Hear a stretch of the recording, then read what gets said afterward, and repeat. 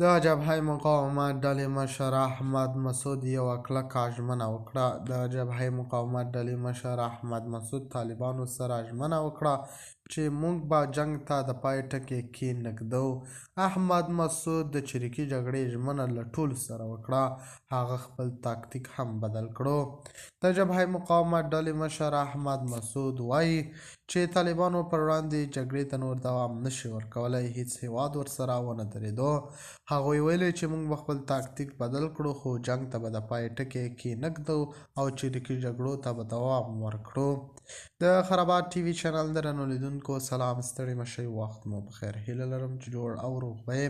په سر کې یادونه کوم که خرابات ټي وي چینل مو نه وي سبسکرایب کړی، په درنښت سره خرابات ټي وي چینل سبسکرایب کړئ.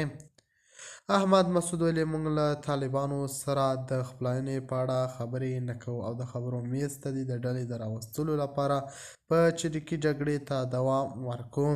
د افغانستان د جبهه مقاومت جلاوطن مشر احمد مسعود په پاریس کې په یوه مرکه کې ویلي چې د طالبانو لپاره د مشروعیت ترلاسه کولو یوازینۍ لاره د ټاکنو ترسره کول دي، خو اوس مهال د دغه ډول اقدام امکان نشته.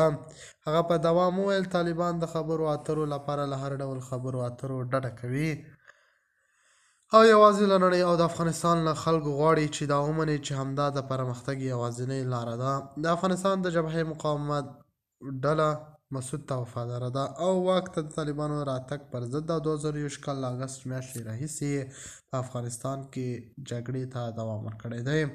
احمد مسعود چې له بهر څخه دغه ډلو څارنه کوي ویل چې د افغانستان د مقاومت جبهه مجبوره شوې چې خپل تاکتیک بدل کړي، ځکه چې د سخت دریځو وسلوالو طالبانو پر وړاندې نوره جګړه نشي کولی. د خرابات ټي وي چینل درنو لیدونکو دا و زموږ د دې مهال چمتو کړی خبر.